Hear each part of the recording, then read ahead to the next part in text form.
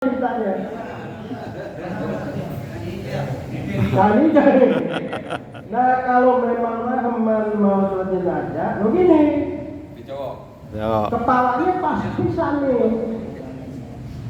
Ini jangan gerak-gerak kalau hidup lagi. Apa ya? Allahumma sholli ala hadhil mayyit. Allahu akbar. Terus apa lagi? Allahu akbar. Jangan gede. Enggak Pak, beneran. Terus Allahu akbar. ya, terus Allahu akbar. nah, terus Assalamualaikum warahmatullahi wabarakatuh. terus Assalamualaikum warahmatullahi wabarakatuh. udah hidup ya kan? Taruh belum.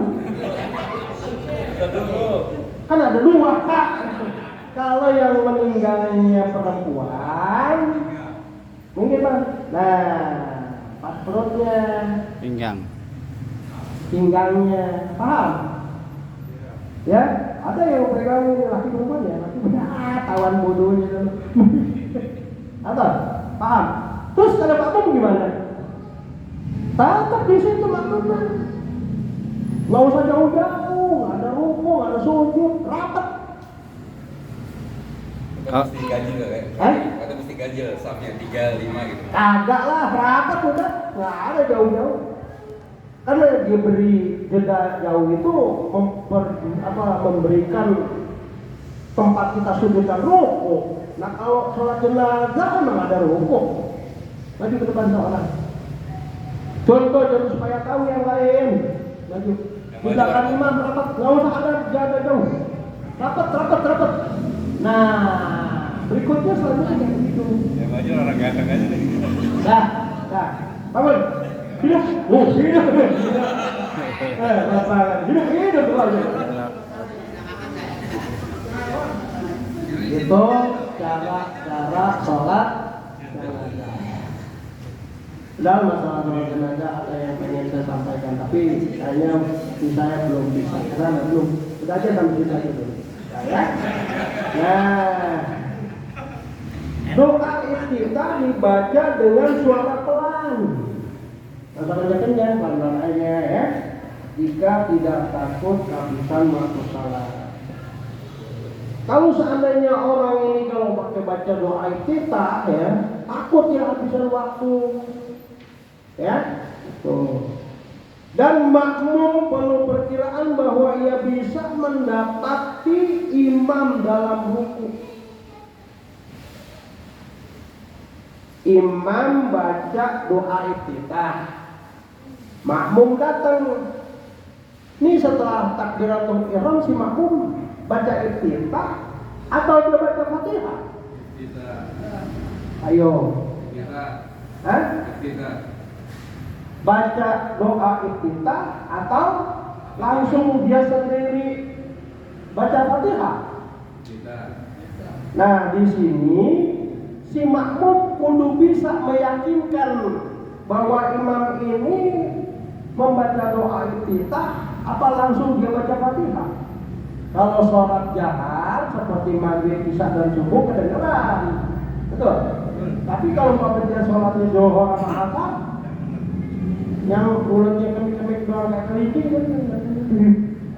susah. Jadi si makmum ini harus mempunyai keyakinan dalam dirinya bahwa dia mampu untuk mengikuti atau mendapati si imam rukuk. Kalau memang perasaan ini nggak dapat nih, sebab imamnya ini cepet nih, lagi jarang-jarang baca lagi kita langsung baca bismillah Fatihah urusannya. Udah lebih baik dia langsung nggak usah dibaca Fatihah. Iftitah. Ya.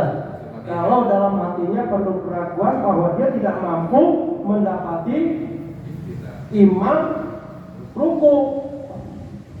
Ya, ini banyak terjadi ini kita nih jadi makmum. Ya, contoh, orang lagi yang tadi mati hidup lagi. Jadi imam dia nih sekarang nih, imam sholat hidup nih. Ya maju. Dia ceritanya imam. Ayo sini. Allahu Akbar kita aja sikat. Ya Allah. Dia ini imam membaca doa iftitah, Allahu Akbar. Datang makmum. Kamu seorang. Ayo cepat. Seorang suami pinjam. Nah, ayo. Ayo. Ini sholat sir ya. Zuhur masa. Kalau maghrib bisa udah jelas kedengeran ya. Nah ini harus punya perkiraan nih si makmum. Kira-kira si makmum bisa nggak dapetin si imam ruku? Ya. Kalau memang perkiraan si imam itu dia nggak bisa dapetin imam ruku, karena imamnya udah ruku, dia belum selesai baca Fatihah. Ya. Nah, nggak usah baca dong. Tapi kalau dia yakin bahwa dia mampu mendapati ruku, boleh. Jelas. Jadi si makmum harus punya keyakinan, feelingnya gitu. Ini imam ini suka baca Fatihah, iftitah nih. Kalau kira-kiranya emang terus kalau kelihatannya juga nih, ini buru-buru nih, ya pasti dia nggak baca doa iftitah. Ya, tergantung si makmum. Kenapa? Karena permasalahannya sangat krusial si makmum ini. Begitu dia main ini, dia langsung rukuk. Gimana rukuk? Oh. Dia belum selesai baca Fatihah, baru aja beres doa iftitah, baru nyampe a'udzubillahi minasyaitonir rajim atau bismillahirrahmanirrahim alhamdulillahirabbil alamin kan, dia terusin, imamnya udah iktidal, dia ikutin, hatinya was-was, wah gue belum selesai baca Fatihah. Ya, jelas. Kenapa? Nah, karena apa pilihnya orang itu kan? Nah, maka doa kita sebaiknya oke. Langsung Fatihah. Langsung Fatihah. Apa?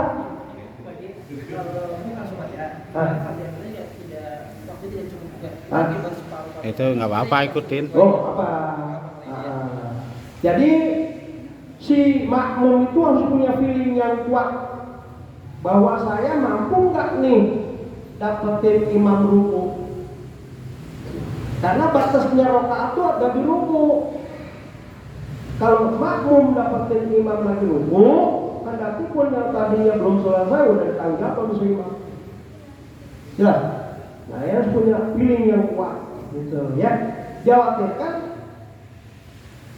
dia belum selesai baca Fatihah, ini udah ruku, gitu. Jelas?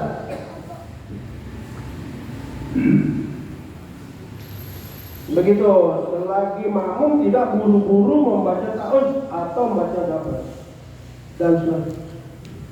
Atau selagi makmum tidak duduk bersama imamnya.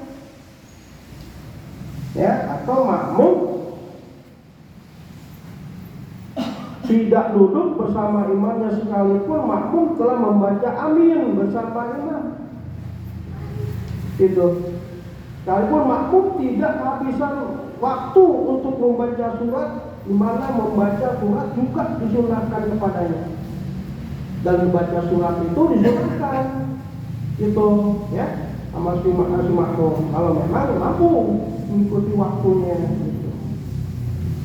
Sebagaimana yang diterangkan Syekhuna di dalam kitab Syarah Al-Ubab, beliau berkata, di anna idrakal iftitahi muhaqqun wa fawatu surati mahmumun wa qad la yaqum. Karena mendapatkan doa iftitah itu sudah jelas, sedangkan kehabisan waktu dalam membaca surat masih belum jelas dan terkadang tidak sampai terjadi. Demikian hadirin, hal-hal yang biasa yang umum kita lakukan karena kita ini sebagai makmum ya, kadang suka ada pikiran ke situ. Cumannya gini, nanya sama orang alim nggak mau, nggak takut, ya nggak dilakukannya sendiri, tapi dalam keadaan penuh keadaan goncang, itu gitu.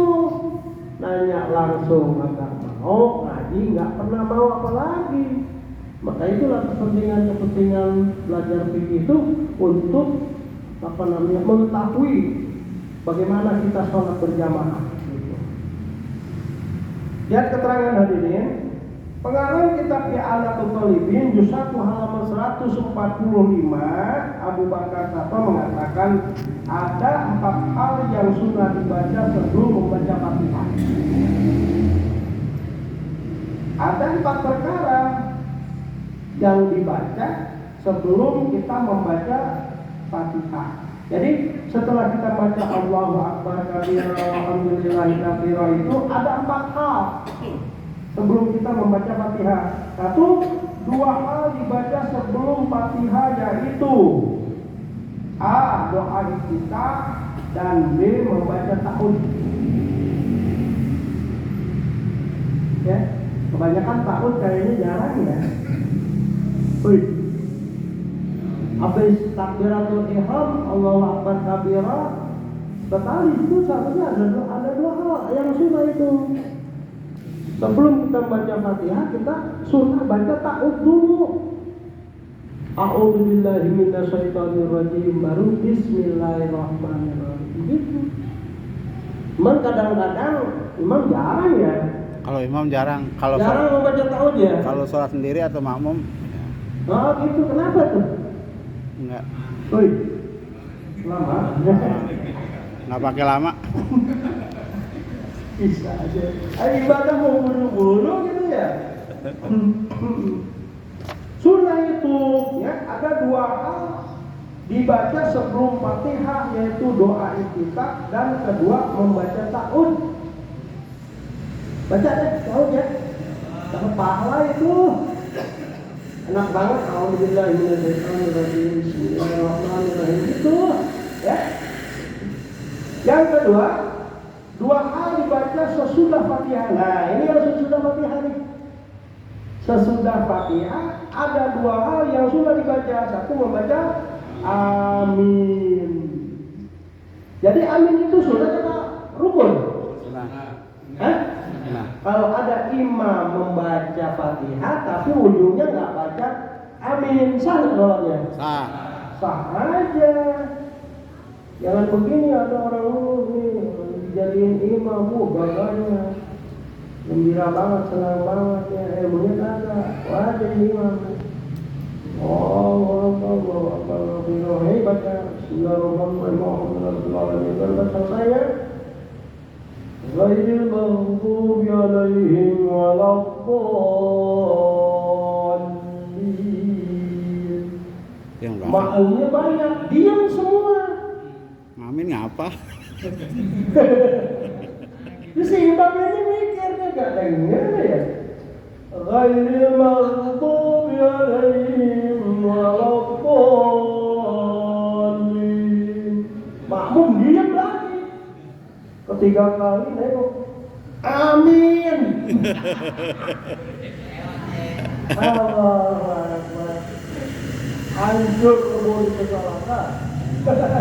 Kata makmum, imam geblek. Imamnya disangka amin itu wajib, udah ngomong lagi. Udah ibadahnya batal, makmumnya juga ngambek. Gugur mereka jadi batal juga. Itulah kenapa? Maju jadi imam tapi ilmunya minim gitu kan. Makmumnya demen lagi ngeledekin ya kacau. Dibacanya itu sholat main-main ya. Padahal hakikatnya sholat itu berhadapan pada Allah. Kita berhadapan sama Allah ya. Audensi kita itu.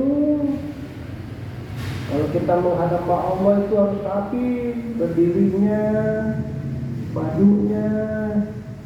Maka disunahkan baju yang putih-putih yang bagus-bagus. Jangan ada yang belakangnya itu ada gambar macan, ibu-ibu. Untuk partai. Ya enggak? Gitu ya. Sunnah dalam membaca doa iftitah itu syaratnya ada 5 tuh. Sunnah hukumnya ini dalam membaca doa iftitah itu ada syaratnya ada 5. 1, membaca doa iftitah tidak dalam sholat jenazah. Syaratnya nih, doa iftitah Sholat jenazah tidak perlu membaca doa Kita. kita langsung aja. Syaratnya. Kedua, tidak takut kehabisan waktu sholat ada. Jadi seseorang itu yakinkan bahwa dirinya itu dalam sholatnya dia membaca doa kita waktu masih panjang, artinya nggak habis, ya nggak? Kalau dia sholat zuhurnya kira-kira jam 2:30 itu, ya nggak? Atau jam 3 masih ada nggak asar zuhur? Hah? Ada? Iya, saya tanya jam 3 ada nggak sholat zuhur? Hah? Masih ada lah. Kan batasnya gini. Datang waktu zuhur, habisnya mulai datangnya waktu asar. Cuma nggak coba-coba. Kalau sholat zuhur di sini jam 3, jadi tutup pintu itu masih wajib. Ya nggak? Begitu. Ya. Yang ketiga, makmum tidak takut kehabisan waktu dalam membaca Fatihah. Makmum. Syaratnya itu. Syarat membaca iktidal. Ya, makmumnya ini jangan ragu-ragu hatinya gitu. Ini kayaknya kalau gue baca doa kita Allah Akbar kabiro, kita dapat cukup lah nih sama imam. Jangan. Kalau feelingnya ya udah nggak usah, tinggalin aja sunnah ini, kejar aja Fatihah gitu. Yang keempat, syaratnya makmum tidak takut mendapat imam selain pada waktu imam berdiri. Gak takut ya, yakin ya, gitu ya. Terus lagi kelima, kalau makmum mendapati imam dalam keadaan iktidal, maka jangan membaca iktidal. Paham? Kalau makmum mendapati imam dalam keadaan iktidal, dari rukuk berdiri, makmum datang itu nggak perlu Ikutin. nggak perlu baca apa? Si makmum nggak perlu baca apa? Iktidal. Doa kita nggak perlu, karena si makmum statusnya makmum masbuk yang tidak mendapat rakaat. Contoh ini lagi, jadi imam. Ya oke. Nah, yang dulu imam, Allahu Akbar. Entar dia makmum masbuk dia belakang. Ya, soalnya takbir lo. Allahu Akbar. Terus. Dia rukuk. Dia datang. Langsung takbir. Sebelum beres imamnya udah iktidal. Dah. Belum dia beres rukuk, imamnya udah tidak, maka si imam itu nggak perlu baca apa. Si makmum nggak perlu baca apa. Iktidal. Dah. Ulangi. Duduk dulu. Nih, ayo takbir. Allahu Akbar. Ya. Tar dulu baru dia namaan dikit. Dirinya. Allahu Akbar. Dia namaan. Terus dia datang. Nah, kalau begitu dia diri. Nah, nggak boleh. Nggak boleh. Ikutin aja sih imam. Nggak usah dukung lagi. Paham nggak? Nih, tadi bapak asal takbir, Allah, cukup. Dia baru datang. Begitu datang dia tidak. Nih si makmum nggak usah ikut ruku, langsung aja tidak. Dah, gas. Nah yang dimasalahkan si makmum dapat rakaat nggak? Enggak. Dapat nggak? Enggak. Enggak. Karena batas seseorang mendapat rakaat manakala si imam makmum dapat imamnya rukuk. Dia datang, udah takbir. Nah, ukur sampai cepatnya langsung rukuk. Nah, dia diam. Dapat. Ini kalau yang begini dapat rakaat nggak? Dapat. Dapat rakaat nggak? Dapat. Dapat. Kenapa? Kan dia belum baca Fatihah. Karena dapat bukunya imam. Hah? Karena Fatihah ini udah ditanggung sama si imam. Jelas?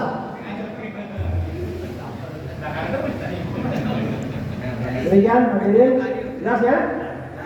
Begitu pula kalau imamnya lagi duduk